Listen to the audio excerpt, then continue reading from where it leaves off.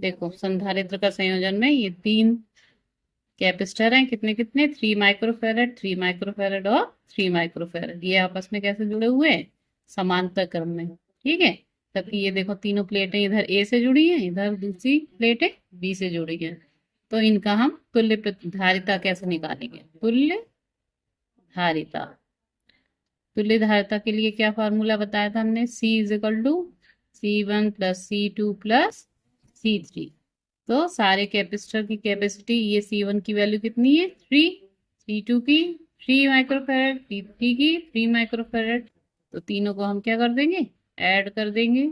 3 plus 3 plus 3 कितना हो जाएगा 9 माइक्रोफेरेड। ठीक है, तो इस तरह से समांतर क्रम में अगर लगे हुए हैं कैपेसिटर तो उनकी धारिता क्या करेंगे, तीनों को हम जोड़ देंगे। तो ये आपका आंसर। अब देखो नेक्स्ट क्वेश्चन है, इसमें 3 माइक्रोफेरेड के इस तरह से लगे हुए हैं और दूसरा 3 माइक्रोफेरेड का ये दिया है। ये दोनों कैसे हैं, सीरीज में है और इन दोनों के साथ में ये वाला पैरेलल में लगा है कैपेसिटर। तो ए और बी के बीच में हमें तुल्य धारिता ज्ञात करनी है। ठीक है, इसमें क्या है, C1 की वैल्यू 3 माइक्रोफेरेड, C2 की 3 माइक्रोफेरेड और C3 भी 3 माइक्रोफेरेड है। तो अगर सीरीज में होते हैं तो उनकी तुल्य धारिता कैसे निकालते हैं, टोटल कैपेसिटी। अगर हमें ये हमने ले लिया C1, ये C2 और ये वाला C3। तो C1 और C2 कैसे हैं, C1 and C2 are in series. जब सीरीज में होते हैं तो कैसे निकालते हैं, 1/C is equal to 1/C1 plus 1/C2।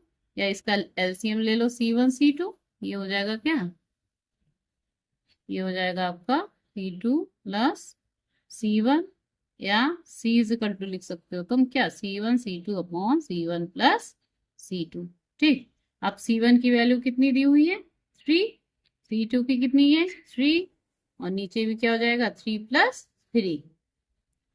ये हम इसको हम C, ये यहाँ पे C डैश ले लेते हैं। C डैश कितना आ जाएगा, 3 3 या 9, और ये 3 और 3 6, कितना हो गया ये 3 से कैंसिल कर दो, 3/2, इसको डिवाइड करेंगे, ये कितना आ जाएगा 1.5 माइक्रोफेरेड। तो ये C डैश की वैल्यू आ गई।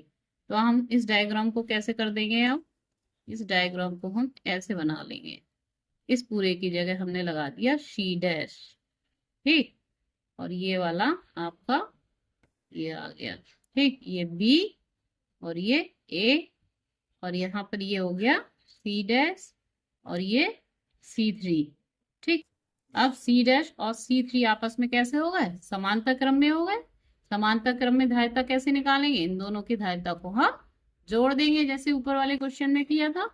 तो now C dash and C3 in parallel, समांतर श्रेणी, समांतर क्रम में हो गए। ठीक है, तो टोटल C इक्वल टू कितना आ जाएगा, C dash plus C3। C dash की वैल्यू कितनी हमने निकाली 1.5, और C3 कितना है 3 माइक्रोफेरेड।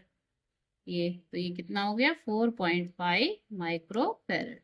तो तुल्य धारिता कितनी निकल आई 4.5 माइक्रोफेरेड। ठीक है।